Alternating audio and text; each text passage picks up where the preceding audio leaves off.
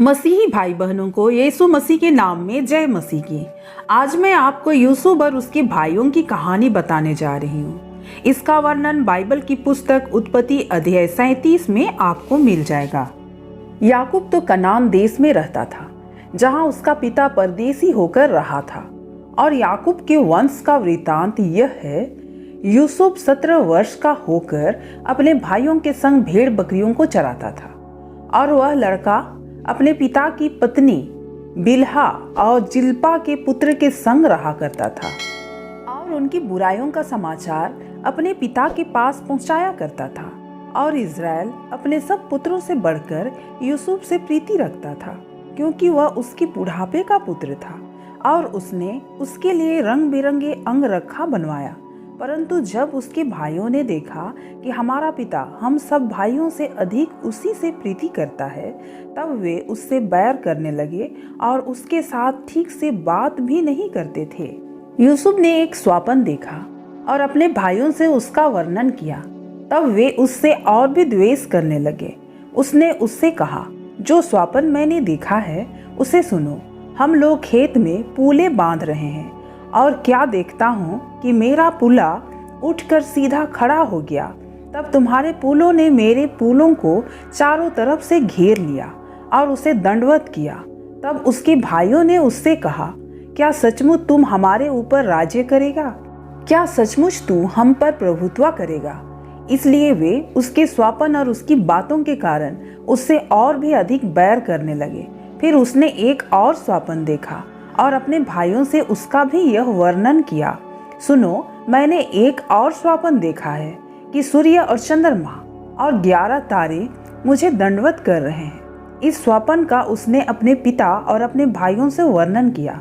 तब उसके पिता ने उसको डांट कर कहा, यह कैसा स्वप्न है जो तूने देखा है?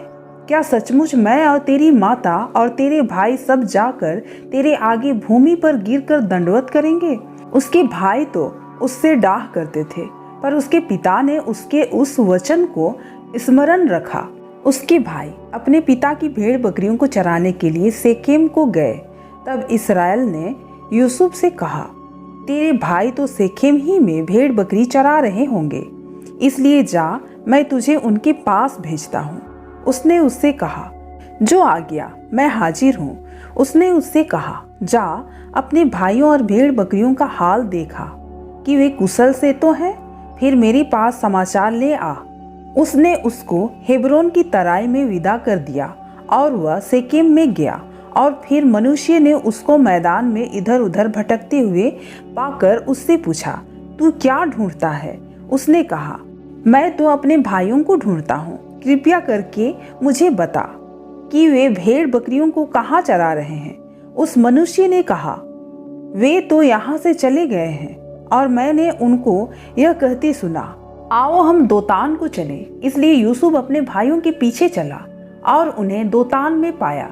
जैसे ही उन्होंने उसे दूर से आते देखा, तो उसके निकट आने के पहले ही उसे मार डालने की युक्ति की, और वे आपस में कहने लगे, देखो, वह स्वप्न देखने वाला आ रहा है, इसलिए आओ हम उसको घात करके किसी गड्ढे में डाल दें और यह कह दें कि कोई जंगली पशु उसको खा गया।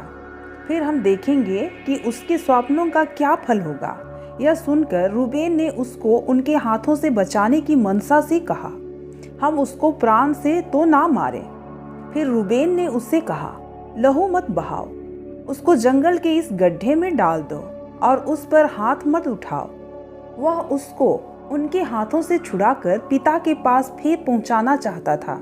इसलिए ऐसा हुआ कि जब यूसुफ अपने भाइयों के पास पहुंचा, तब उन्होंने उनका रंग बिरंगे अंगरखा जिसे वह पहने हुए था उतार लिया और यूसुफ को उठाकर गड्ढे में डाल दिया। वह गड्ढा सूखा था और उसमें कुछ जल ना था।